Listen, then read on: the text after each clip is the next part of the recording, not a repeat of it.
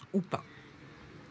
On passe à un tout autre sujet. 1500 fidèles étaient attendus pour célébrer la naissance de Bouddha aujourd'hui, lors de l'inauguration de la pagode d'Évry dans l'Essonne. 20 ans ont passé depuis la pose de la première pierre de ce nouveau lieu de culte. C'était en 1995. Cette pagode est la plus grande d'Europe. C'est un grand moment pour les bouddhistes. Reportage de Farid Benbekay et Philippe Aliès.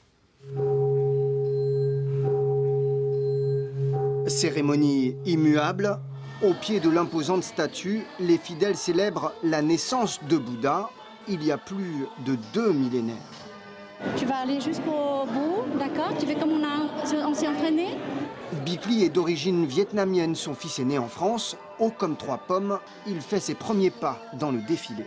Il a cette culture-là, et je pense que pour les enfants qui sont nés en France, c'est riche. C'est une richesse après qu'ils peuvent, je pense, garder, en plus de la culture française, évidemment. Dans une pagode officiellement ouverte au public, 2 longues décennies de travaux financés par les fidèles, ces riverains sont venus voir de plus près. À chaque fois on admirait, on trouvait que c'était très, très beau et ben, c'est rare, hein, on n'en voit pas beaucoup. Gérard et Martine sont là pour Théo, leur petit-fils.